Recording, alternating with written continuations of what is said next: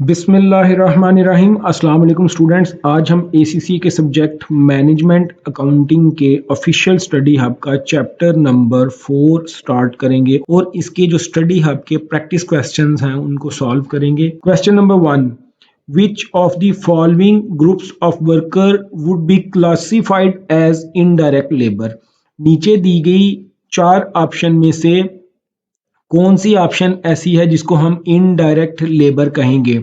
तो बेटा हमें पता होना चाहिए कि इनडायरेक्ट लेबर वो वाली लेबर होती है जो किसी प्रोडक्ट को बनाने में डायरेक्टली इन्वॉल्व नहीं होती। वन बाय वन ऑप्शंस को देखते हैं। A, machinist in an organisation manufacturing clothes. एक कंपनी है जो क्लॉथ्स बना रही है और उसमें जो मशीन ऑपरेटर है जो मशीन पर बैठा है तो वो तो डायरेक्ट लेबर होगा क्योंकि वो मशीन पर बैठकर डायरेक्टली क्लॉथ्स को बना रहा है, तो ये तो डायरेक्ट लेबर होगी। ये हमारा आंसर नहीं है। B, bricklayers in a house building company. एक इंसान जो ईंटें लगा रहा है पाकिस्तान में जिसको हम मिस्त्री कहते हैं, और उसकी कंपनी कौन सी है? घर बनाने की कंपनी है, कंस्ट्रक्शन कंपनी है। तो मिस्त्री मजदूर जो ईंटें लगाने वाला है वो घर बनाने में डायरेक्टली इन्वॉल्व होता है, तो ये भी हमारी डायरेक्ट लेबर है, ये भी हमारा आंसर नहीं होगा। Option C, maintenance worker in a shoe factory. Company क्या बनाती है? जूते। और वर्कर कौन सा है? मेंटेनेंस वाला, जो छोटी मोटी टूटी फूटी चीज़ों को सही करता है फैक्ट्री की। तो बेटा ये इंसान तो डायरेक्टली जूते बनाने में इन्वॉल्व नहीं है, so it's the right answer. The worker in a shoe factory who is deputed on maintenance work is actually not involved directly in manufacturing a product or production process of a product. So maintenance worker जो है वो शू factory में indirect होगा। Option D, assembly workers in a vehicle manufacturing business. गाड़ियां बनाने की company है और उधर एक वर्कर जो उनको असेंबल कर रहा है गाड़ियों में, तो ये भी डायरेक्ट इन्वॉल्व होगा, ये भी डायरेक्ट वर्कर है। सो बेटा इधर आप लोगों ने फोकस ये करना है कि कंपनी कौन सी है वो हमने देखनी ही है, और उधर जो वर्कर है वो कौन सा है, वो किस चीज का काम कर रहा है। किसी भी कंपनी का वर्कर एक कंपनी के लिए डायरेक्ट और दूसरी कंपनी के लिए इनडायरेक्ट हो सकता है। हमने देखा कि ऊपर हमारे पास क्लॉथ मैन्युफैक्चरिंग की कंपनी आई, हाउस बिल्डिंग वाली आई, व्हीकल मैन्युफैक्चरिंग की कंपनी आई, और इधर जो वर्कर थे वो तमाम डायरेक्टली वर्कर्स इन्हीं चीज़ों को बना रहे थे। जो गारमेंट्स की कंपनी वाला था वो गारमेंट्स बनाने में इन्वॉल्व था, जो हाउस मैन्युफैक्चरिंग वाला था वो घर की तमीर कर रहा था, और गाड़ियों वाला गाड़ियों को असेंबल कर रहा था। That's why these worker are considered as direct worker. Question number 2, which of the following would be classified as indirect labour. दोबारा वही सवाल है, इनडायरेक्ट लेबर हमें फाइंड करनी है। Option A, assembly workers on a car production line. Car की production हो रही है और वर्कर कौन सा है? असेंबली। कंपनी है कार प्रोडक्शन की और वर्कर कौन है? उनकी असेंबली करने वाला। तो ये तो डायरेक्ट प्रोडक्शन में इन्वॉल्व है, ये इनडायरेक्ट नहीं होगा। Option B, bricklayers in a house building company, ये भी इन्वॉल्व नहीं होगा, हम पिछले क्वेश्चन में करके आए हैं। C, machinist in a factory producing cloth, ये भी हम करके आए हैं, ये भी नहीं होगा। Option D, forklift truck drivers in the stores of an engineering company. Option D, forklift truck drivers in the stores of an engineering company. Yes, this is the right answer. बच्चों कंपनी कौन सी है? Engineering company, और worker कौन सा है? Forklift truck driver है, और वो काम किधर कर रहा है? उस कंपनी के स्टोर्स में। तो अगर आपने स्टोर्स बड़े बड़े देखे हों तो उधर वो लिफ्टर ट्रक्स होते हैं जिनको वो ड्राइवर ऑपरेट कर रहे होते हैं सामान को आगे पीछे करने के लिए। तो अब इंजीनियरिंग कंपनी के इंजीनियरिंग के काम में ये डायरेक्टली इन्वॉल्व नहीं होते और एक्चुअली ये स्टोर में काम कर रहे हैं। So these are classified as indirect workers. Question number 3, which of these situation could give rise to idle time? Idle time क्या होता है जी? ऐसा टाइम जिसकी कंपनी पेमेंट तो करती है लेकिन उसमें एक्चुअली किसी किस्म का कोई काम नहीं हुआ होता, वर्क जो है वो नहीं हुआ था, पेमेंट कंपनी करती है, मजदूर जो हमारे वर्कर्स जो हैं, हमारी लेबर जो है वो वेली बैठी रहती है, this is known as the idle time. फारिग रहने की पेमेंट करती है कंपनी। सिनेरियो में देखते हैं, किसी कंपनी के प्रोसेस क्यू के अंदर कोई सिचुएशन अराइज हुई है और वो जो काम करती है वो प्रोसेस क्यू के अलावा भी डिफरेंट प्रोसेसेस उसके ऊपर लगते हैं। Option 1, direct labour is working at below the agreed productivity level. नहीं भाई, डायरेक्ट लेबर जो है उनको हमने जितना काम कहा था उससे कम काम वो कर रहे हैं। मिसाल के तौर पर हमने उनको कहा था कि जी 1 घंटे के अंदर आप 10 पीसीज बनाएंगे, लेकिन वो 1 घंटे के अंदर बना रहे हैं 8 पीसीज। तो इसका मतलब है वो अपनी प्रोडक्टिविटी जो एग्री की थी उन्होंने उससे लो लेवल पर काम कर रहे हैं, लेकिन वो फारिग नहीं बैठे हुए, वो घंटा पूरा काम कर रहे हैं। जितना काम उनको एक्चुअली करना चाहिए था उतना वो नहीं कर रहे, बट वो फ्री नहीं बैठे हुए। आइडल टाइम होता है टोटली फ्री बैठ के पैसे लेना। Option 2, A machine breakdown has occurred. Yes, this is the right option कि मशीन का कोई ब्रेकडाउन आ गया है, मशीन खराब हो गई है किसी वजह से। अब मशीन जब खराब हो चुकी है तो हमारी सारी लेबर जो उस डिपार्टमेंट में उस प्रोसेस में बैठी हुई थी वो फ्री बैठी रहेगी और वो अपनी पेमेंट लेकर जाएगी, क्योंकि लेबर का कसूर नहीं है, मशीन खराब हुई है, लेबर तो अवेलेबल है काम करने के लिए। Option 3, direct labour is waiting for work to be completed in previous process. भाई ऊपर जो प्रोसेस है, लेट्स सपोज क्यू प्रोसेस है, और क्यू प्रोसेस में जो काम करने के वर्कर इंतजार कर रहे हैं, इससे जो प्रीवियस प्रोसेस था पी, अभी उधर से मटेरियल इधर ही नहीं पहुंचा। तो जब पी प्रोसेस से मटेरियल इधर पहुंचेगा तो तब क्यू प्रोसेस वाली जो लेबर है वो काम करेगी, तब तक ये वाली लेबर फ्री बैठेगी। प्रीवियस प्रोसेस वालों ने अभी मटेरियल आगे भेजा ही नहीं और जो अगले प्रोसेस वाले हैं वो अवेलेबल हैं, वो फारिग होकर इस चीज का इंतजार कर रहे हैं। सो ये भी आइडल टाइम क्रिएट करेगा। So option number 2 and 3 option number C में है, this is right answer. What is the over time premium. Question की रिक्वायरमेंट को बेटा आपने बड़े ध्यान से पढ़ना है, वो ओवर टाइम की बात नहीं कर रहा, ओवर टाइम रेट की बात नहीं कर रहा, ओवर टाइम प्रीमियम की बात कर रहा है। दो पोर्शन है इसमें, मैं इनको ओवर टाइम ग्रीन एक हाईलाइट कर देता हूं, दूसरा पोर्शन है प्रीमियम, इसको हाईलाइट कर देता हूं। हम समझते हैं कि ये किसके बारे में कह रहा है। एक नॉर्मल रेट होता है, लेट से आप पर आवर का रेट पे कर रहे हैं 100 रुपीज किसी को। एक होता है जी ओवर टाइम का रेट। ओवर टाइम वो वाले वक्त में काम करना होता है जो किसी इंप्लाई का, किसी लेबर का अपना टाइम है, उसकी फैमिली का टाइम है, कंपनी का टाइम नहीं है। कंपनी के जो डिसाइडेड टाइम है नॉर्मली उससे बाहर वो हट के काम करता है तो वो ज्यादा पेमेंट लेता है। अब जो ओवर टाइम का 1 घंटा है हम उसको रेट पे करते हैं एक्स्ट्रा। हम सपोज कर रहे हैं 1.5 टाइम्स। अब ये 1.5 टाइम्स अगर ऊपर वाले 100 रुपए को हम 1.5 से मल्टीप्लाई करें तो ये बनता है जी 150 रुपया। अब इसका मतलब ये हुआ कि इस 150 के अंदर 100 रुपया तो नॉर्मल है, जो ये ऊपर वाले हम उसको पे कर रहे हैं पर घंटे का, प्लस इसमें 50 रुपीज एक्स्ट्रा है। जो एक्स्ट्रा पोर्शन है this is known as premium, over time premium. ये उसको किस वजह से मिला, ओवर टाइम की वजह से, और ये हो गया ओवर टाइम प्रीमियम। आइए अब देखते हैं क्वेश्चन को।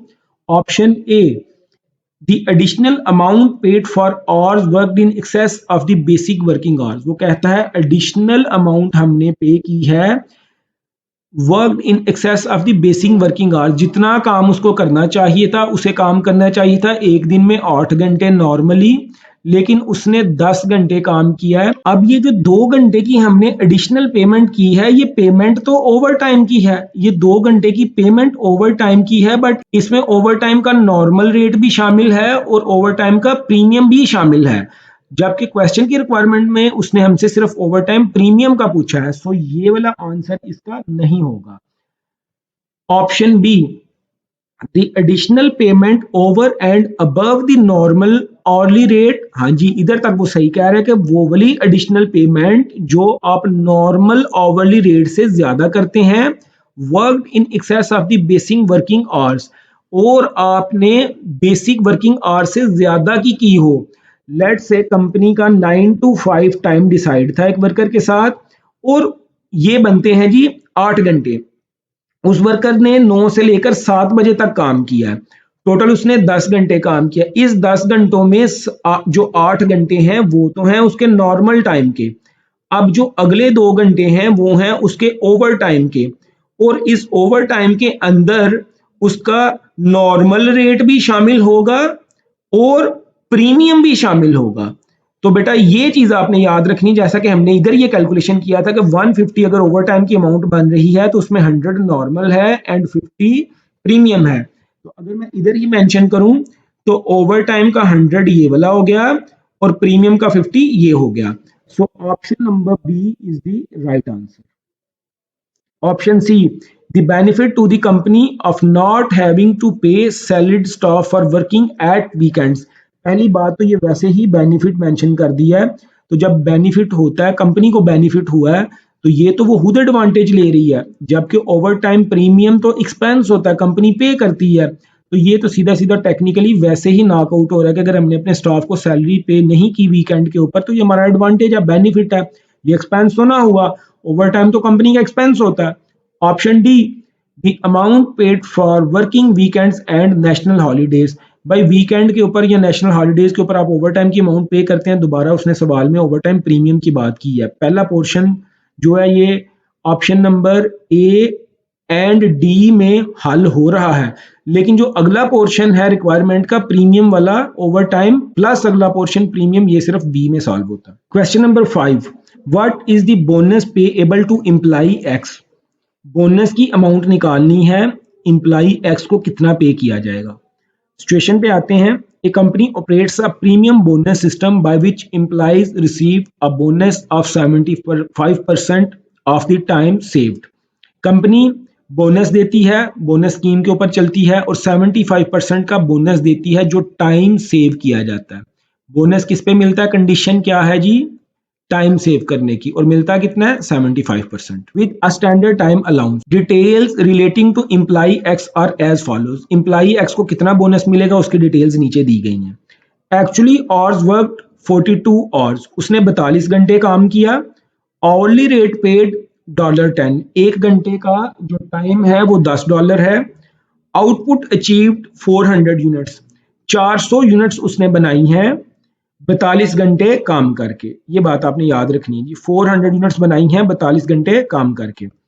Standard time allowed per unit is 7 minutes, एक यूनिट को बनाने के लिए 7 मिनट्स अलाउड थे। तो अब हम टोटल निकाल लेते हैं कि उसने कितने टाइम काम करना चाहिए था, यानी कि स्टैंडर्ड के अकॉर्डिंगली अगर एम्प्लॉय एक्स काम करता तो उसने 400 यूनिट्स बनाई हैं, एक यूनिट बनाने पे 7 मिनट अलाउड है। ये भाई सिनेरियो में दिया हुआ है, क्वेश्चन के अंदर दिया 400 यूनिट्स और 7 मिनट्स अलाउड है। तो हम अगर इसको मल्टीप्लाई करें तो ये बनते हैं जी 2800 मिनट्स, और अगर हम इसको 60 के ऊपर डिवाइड कर लें तो ये हमारे बन जाते हैं 46.67 आवर्स। ये मैंने आवर्स कैलकुलेट कर लिए। सिंपली मैंने 400 यूनिट्स थे, मैं मेंशन कर देता हूँ, ये यूनिट्स थे जो उसने बनाए हैं और ये 7 मिनट्स थे जो उसको अलाउड थे। 400 को 7 से मल्टीप्लाई करें तो उसको 250 मिनट्स अलाउड थे काम करने के लिए, जो स्टैंडर्ड कंपनी ने अलाउ किया हुआ था। अब ये 250 मिनट्स को घंटों में कन्वर्ट करने के लिए हमने सिंपली 60 पे डिवाइड कर लिया, क्योंकि एक घंटे के अंदर 60 मिनट होते हैं। हमारे पास आ गया 46.67 और जो उसको इजाजत थी काम करने की, अगर इतने वक्त में वो काम कर लेता तो कंपनी ने खुश हो जाना था। अब उसने एक्चुअली कितने घंटे काम किया है, एक्चुअली उसने काम किया है जी 42 आवर्स में, उसने 42 घंटों में काम कर लिया। तो अब 46.67 में से हम 42 आवर्स निकालें तो उसने 4.67 आवर्स की सेविंग की है। ये हो गई जी सेविंग। भाई जो 400 यूनिट्स उसने बनाई है ना, ये 400 यूनिट्स उसको कंपनी ने इजाजत दी थी 46.67 घंटे में तुम बना लेना, लेकिन उसने 42 घंटों में बना ली। एक्चुअली 42 घंटे काम करके उसने 400 यूनिट्स बना ली, तो बेसिकली उसने 4.67 आवर्स बचाए हैं, सेव किए हैं। अब ये जो बोनस मिलेगा उसको इन्हीं सेविंग के ऊपर मिलेगा जो ये 4.67 आवर्स की है। तो बोनस की कैलकुलेशन कर लेते हैं जी। बोनस में आवर कितने हैं, उसने जो सेव किए 4.67, और एक घंटे का रेट हमें ये ऊपर क्वेश्चन में दिया हुआ है, आवरली रेट ऑफ पे इज $10। तो मल्टीप्लाइड बाय 10 से करेंगे, ये डॉलर है, तो हमारे पास इसकी पेमेंट आ जाएगी $46.7 की पेमेंट उसको ये जो टाइम सेविंग की मिलेगी। अब इसके ऊपर उसे बोनस भी मिलना है, जो कि है ये वाला 75%। तो भाई बोनस कितना है 75% ऑफ दिस अमाउंट। तो अब हम 46.7 को मल्टीप्लाई करेंगे 75% से, तो ये उसका बोनस आ जाएगा, जो कि अमाउंट बनती है $35। तो बेटा $35 is actually our bonus payment. Option number A is the right answer. Question number 6, what is the amount payable to employee A. Employee A की पेमेंट निकालनी है काम के हवाले से। सिचुएशन पे आते हैं। A company operates a differential piece rate system and the following weekly rates have been set.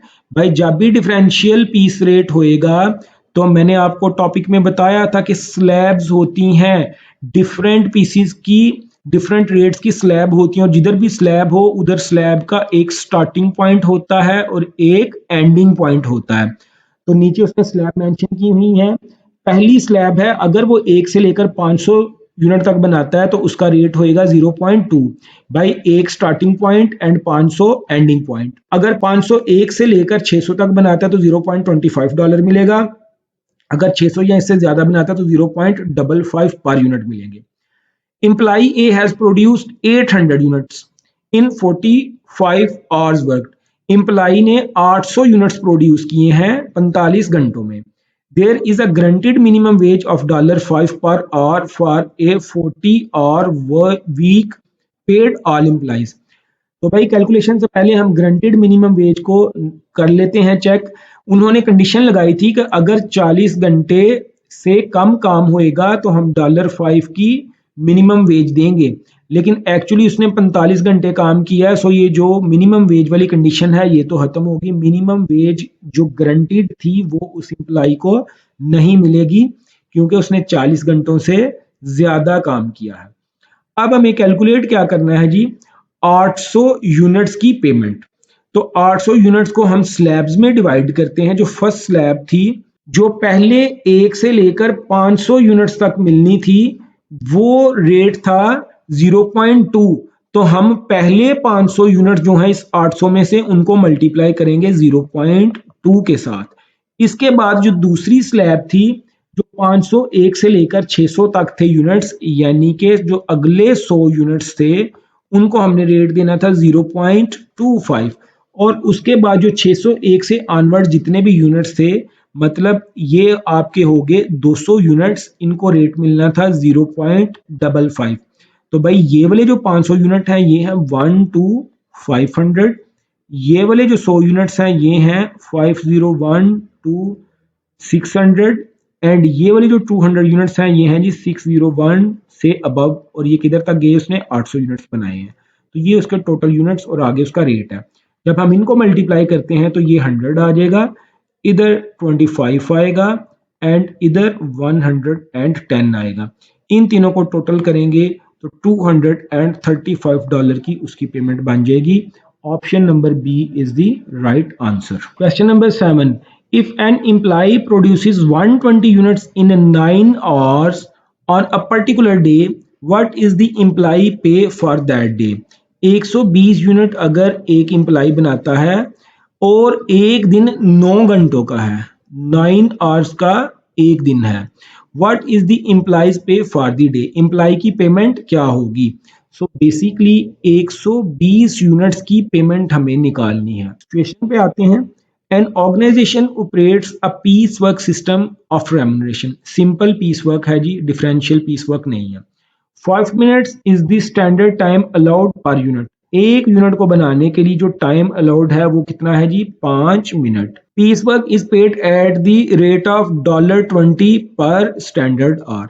जो पेमेंट होती है $20 की वो घंटे के हिसाब से है। यूनिट्स इंसान ने बनाए हैं 120, और 120 यूनिट बनाने के लिए एक यूनिट के लिए जो टाइम अलाउड है ऊपर दिया हुआ 5 मिनट्स। तो हम देख लेते हैं कि इसने टोटल कितना काम किया।